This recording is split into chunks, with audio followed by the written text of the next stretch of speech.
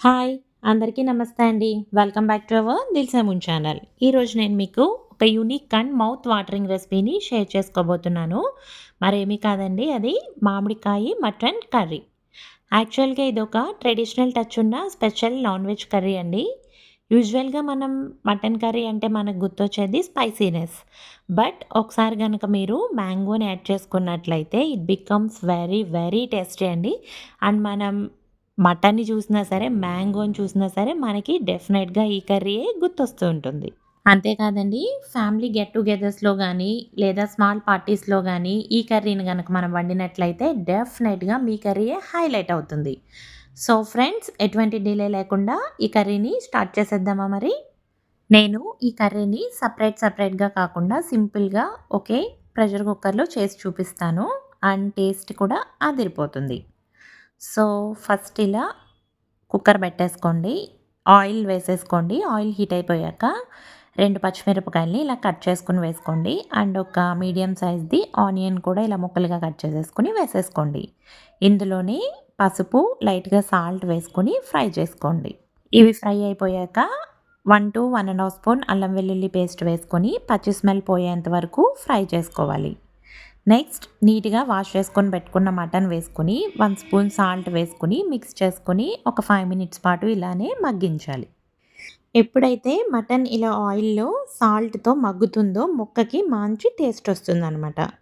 So చూడండి, ఇలా salt add చేసేసుకొని ఒకసారి మిక్స్ చేసేసుకొని 5 మినిట్స్ అలానే ఉంచేద్దాం.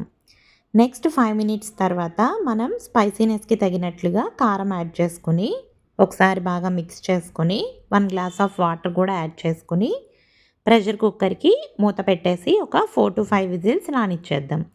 ఈ మటన్ అంత ముదురుగా లేదు కాబట్టి నేను ఒక 4-5 విజిల్స్ వచ్చాక స్టాప్ చేసేస్తానండి. లేదు కొంచెం ముదురుగా ఉంది అని అనుకుంటే ఒక 7-8 వరకు రానివ్వచ్చు.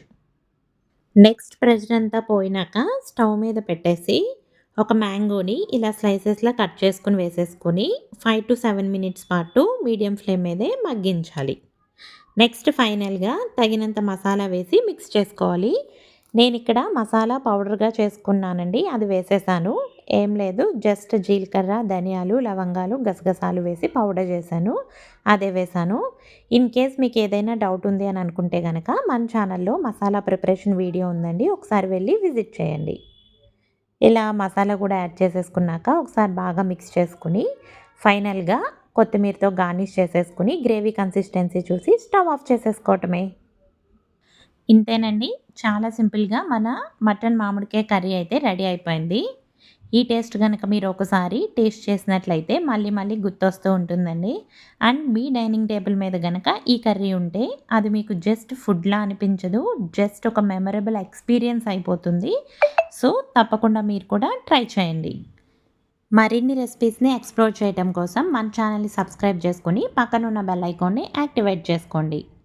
ఓకేనండి. మరి నెక్స్ట్ వీడియోతో ఇంకొక స్పెషల్ రెసిపీతో మళ్ళీ కలుద్దాం. అప్పటి వరకు happy cooking, happy eating. See you soon with another dish.